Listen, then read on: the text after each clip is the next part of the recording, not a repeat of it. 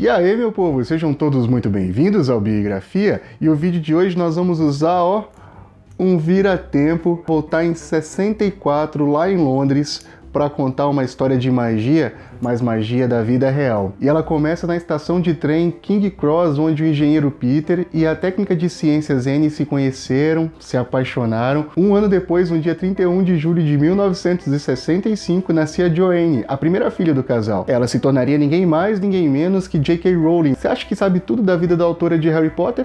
Então repense, porque está começando o Biografia.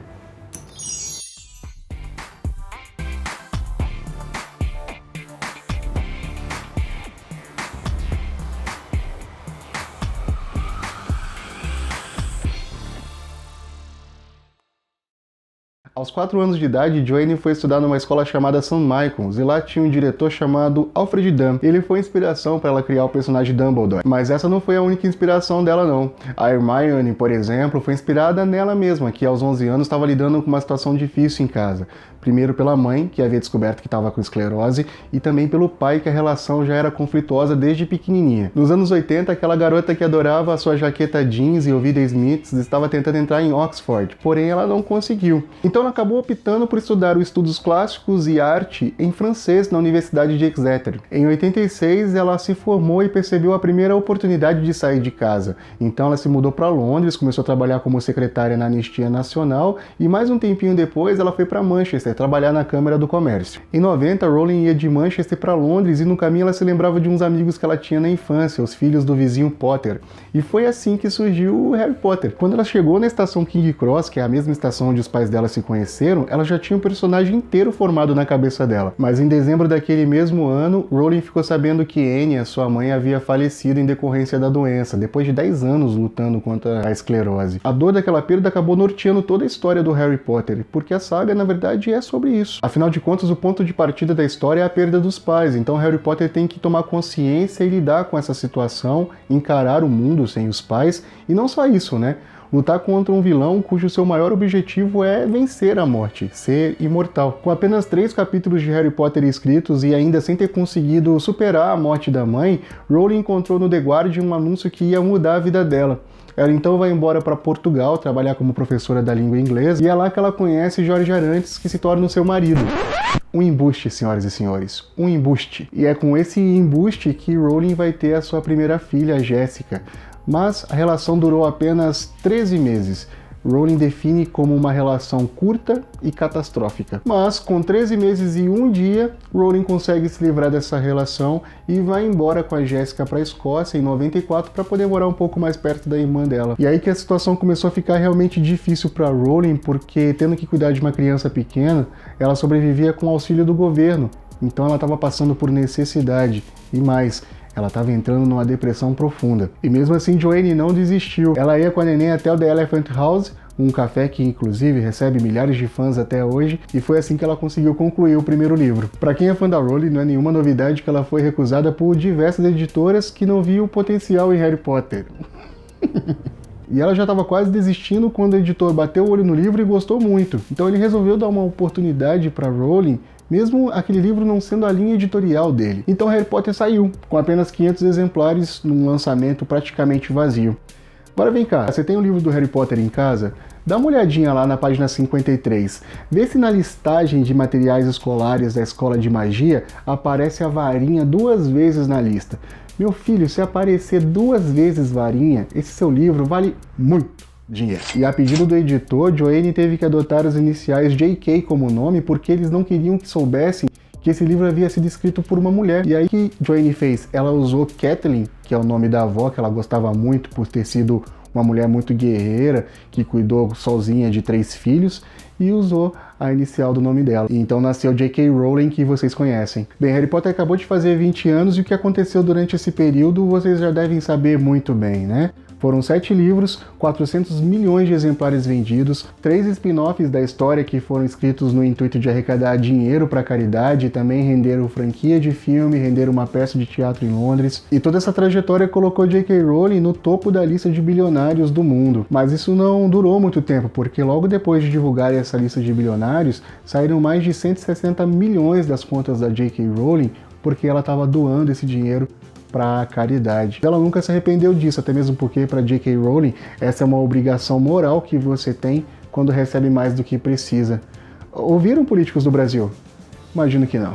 E nesse meio tempo também ela conheceu o Neil Murray, com quem ela teve 2 filhos, o David e a Mackenzie, então ela pôde enfim encontrar a felicidade. Plantão BG. Como vocês já conhecem tudo sobre a vida da autora, a produção resolveu, em caráter de exceção, apresentar o quadro 8 motivos que me fazem amar J.K. Rowling.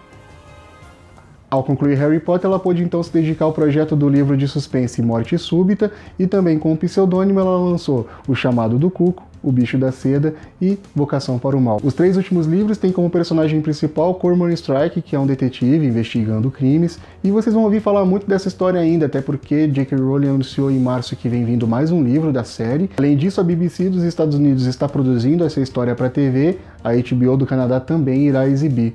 Tudo isso previsto para este ano ainda. Harry Potter e as Relíquias da Morte foi lançado em 2007 e bateu o recorde de venda. Em apenas 24 horas foram 11 milhões de exemplares vendidos. Ela não sabe dirigir, tem medo de direção.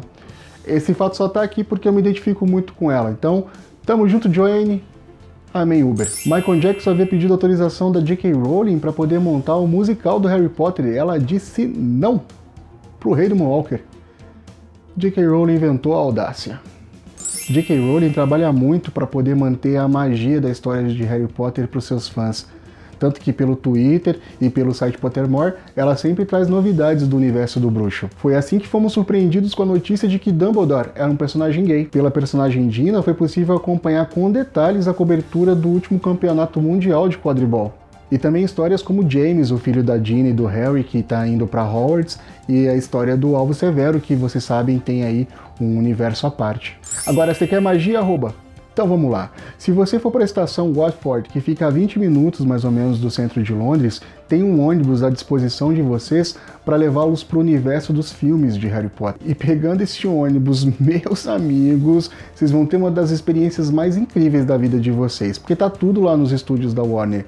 Tem os cenários inteirinhos montados, os figurinos, tudo que foi usado nos bastidores pelas equipes, os efeitos especiais, vocês podem tomar cerveja amanteigada. E quando vocês chegam na lojinha, vocês vão ver uma mágica acontecer porque o dinheiro desaparece da carteira de vocês, é muito legal.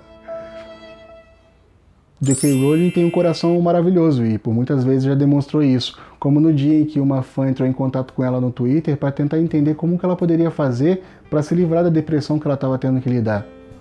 Lembram-se que J.K. Rowling já teve que enfrentar isso no passado, né? J.K. Rowling notou e mandou um recado para a menina. Disse que os dementadores não poderiam incomodar um ser humano único e valioso que merecia felicidade, que ela não deveria lutar sozinha e deveria pedir ajuda. E vocês podem ter certeza que isso fez toda a diferença para ela. Certa vez, uma menininha chamada Natalie MacDonald escreveu uma carta para J.K. Rowling contando que ela tinha leucemia.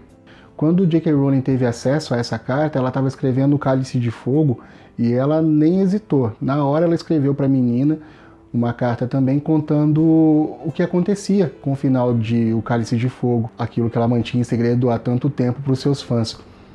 Só que, infelizmente, essa carta não foi lida, não deu tempo, a menininha não resistiu. E na página 159 do Cálice de Fogo, o Chapéu Seletor, então, chama uma personagem chamada Natalie MacDonald para fazer parte da casa de Grifinória. E chegamos ao fato 8. Só que antes de compartilhar com vocês, claro, eu sempre peço para vocês curtirem, comentarem, se inscreverem no canal, mas hoje eu quero fazer um pedido em especial. Queria pedir que vocês me ajudassem a compartilhar esse vídeo com seus amigos, seja na rede social, seja comentando com outras pessoas, porque eu preciso dessa ajuda pra gente poder divulgar o projeto, né? Eu conto com vocês e desde já eu agradeço de coração, tá bom? E o fato 8 eu prefiro deixar pra minha própria amiga Joanne falar pra vocês. Então eu fui. Quer dizer, Leviosa. Você está falando errado. É Leviosa e não Leviosa. What I feared most for myself at your age was not poverty, but failure. And intelligence never yet inoculated anyone against the caprice of the fates. So I think it fair to say that by any conventional measure, a mere 7 years after my graduation day, I had failed on an epic scale. An exceptionally short-lived marriage had imploded, and I was jobless, a lone parent, and as poor as it is possible to be in modern Britain without being homeless. And by every usual standard, I was the biggest failure I knew. Now, I'm not going to stand here and tell you that failure is fun. That period of my life was a dark one. I had no idea then how far the tunnel extended, and for a long time, any light at the end of it was a hope rather than a reality. So why do I talk about the benefits of failure? Simply because failure meant a stripping away of the inessential. I stopped pretending to myself that I was anything other than what I was, and began to direct all my energy into finishing the only work that mattered to me. Had I really succeeded at anything else, I might never have found the determination to succeed in the one arena where I believed I truly belonged. I was set free because my greatest fear had been realized, and I was still alive, and I still had a daughter whom I adored, and I had an old typewriter and a big idea. And so rock bottom became the solid foundation on which I rebuilt my life. You might never fail on the scale I did, but some failure in life is inevitable. It is impossible to live without failing at something, unless you live so cautiously that you might as well not have lived at all, in which case you fail by default.